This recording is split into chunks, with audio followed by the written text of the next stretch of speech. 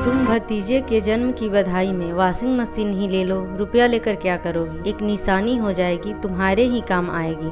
सास जमुना जी ने प्रिया को मायके जाते वक्त टोका। वैसे भी भाई भाभी कुछ तो देंगे ही, तुम्हें इकलौती बहन भी हो। मम्मी जी, उन्हें जो देना होगा दे देंगे, मैं कैसे मांग सकती हूँ? पिछली बार भी मैंने आपके कहने पर कूलर मांग लिया था। हर बार घर का सामान मांगना अच्छा नहीं लगता। मम्मी पहले से ही साड़ियाँ तैयार कर रखी थी, उनके डबल खर्चे हो गए थे। वो साड़ियाँ भी आपने दीदी को दे दी। बहू क्या हो गया, हर कोई अपनी बेटी को तो देता ही है, और मुझे कौन सा चाहिए? मैं तो तेरी ही सुविधा देख रही हूँ। वॉशिंग मशीन होगी तो कपड़े धोने वाली बाई को हटा देंगे, घर में बचत होगी। प्रिया मन ही मन दुखी होती हुई मायके आ गई। भाई ने सोने की चैन बना कर दी। बुआ बनी हो पहली बार, कुछ तो निशानी बननी ही चाहिए। भतीजे के हाथ में सास के दिए हुए 1100 रुपये पकड़ाते हुए भी लज्जा आ रही थी। एक पैसा भी खर्च करो तो 5 बार हिसाब लेती थी। क्यों खर्च किया? पैसे क्या पेड़ पे लगते हैं? पीहर में ऐसे पैसे उड़ाती थी क्या? माँ सब समझती थी। प्रिया की चुप्पी बहुत कुछ कह देती थी। इस बार माँ ने पूछ भी लिया, जमाई जी तुमको हाथ खर्चा नहीं देते क्या?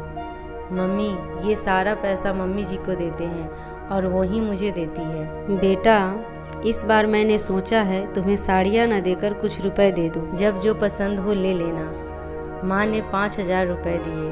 प्रिया मन में सोचने लगी, इसके पहले भी जब भी माँ ने रुपए दिए, सास ने यह कहकर ले लिए कि घर का कोई सामान लाना है।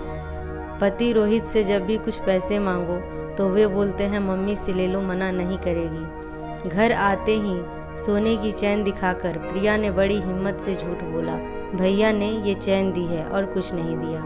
रोहित के सामने पहली बार प्रिया ने मम्मी जी से कहा, मम्मी मैं वॉशिंग मशीन ही लाती जैसा आपने कहा, पर भाभी ने भाई से कह दिया, दीदी ने सिर्फ 1100 रुपये ही तो दिए हैं, सिर्फ चैन दे दो। मम्मी जी वो बोले, इस बार हम घर का सामान नहीं, बुआ बनने की निशानी देंगे। मम्मी जी रोहित के सामने अच्छी बनी रहती थी, आज रोहित के सामने दबी जबान से ही सही प्रिया ने सच बोलने की हिम्मत की। कमरे में आते ही रोहित प्रिया को बोला, बाहर तुमने बोला तुम 1100 रुपये देकर आई हो, जबकि मम्मी तुमको 5000 रुपये देकर भेजी है। रोहित, जो सच था मैंने मम्मी के सामने ही तो तुम्हें बताया है, अब तुम तो ये भी झूठ बोलोगी? मम्मी तुम्हें हर महीने तुम्हारे खर्च के भी 10,000 रुपये नहीं देती? कौन से 10,000 रुपये, और किस 10,000 रुपये की बात कर रहे हो? मैंने इस घर में आने के बाद एक कपड़ा भी तुम्हारे पैसे का नहीं खरीदा। ब्यूटी पार्लर में 500 रुपये के लिए मुझे कितना सुनना पड़ा था।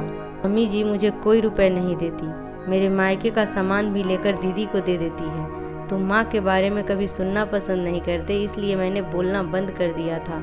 घर में शांति से जीना चाहती हूँ। इस बार मम्मी जी वॉशिंग मशीन लेकर आने को बोली थी, मुझे भैया ने चैन दे दी तो भैया से मांग नहीं पाई। तुम्हें किस बात की कमी है जो तुम भैया से मांगने जाओगे? मैं अच्छा कमाता हूँ, जो चाहो मुझसे मांगो। मुझे तो नहीं चाहिए। मम्मी जी कपड़े वाली बाई के पैसे बचाना चाहती है, मशीन में कपड़े तो मैं भी धो दूंगी। अच्छा ये बताओ तुम्हारे पास कितने पैसे हैं? रोहित, ये कैसा सवाल है? तुम कौन से पैसे की बात कर रहे हो? माँ ने आते वक्त मेरे हाथ में कुछ खर्च के रुपए दिए हैं, इसके अलावा तो मेरे पास जहर खाने के भी पैसे नहीं हैं।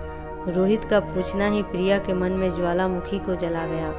पता नहीं कहाँ से इतना हौसला आया। पिछले 4 सालों की भड़ास आज 16 बनकर फट गई। शोर सुनकर मम्मी भी आ गई, उनका सारा भांडा फूट गया था। मम्मी की झूठ सबके सामने पकड़ी गई थी। प्रिया ने कहा, मैं किसी को कुछ नहीं कहती, इसका मतलब ये नहीं कि मैं झूठी बनकर सब सहती जाऊँ। आप लोगों की वजह से ही मुझे आज अपनी बात बोलने का हौसला मिला है। दोस्तों, आपको कैसी लगी यह कहानी? अपनी राय कमेंट बॉक्स में बताएं। वीडियो को लाइक करें, चैनल पर नए हैं तो चैनल को सब्सक्राइब करें। धन्यवाद।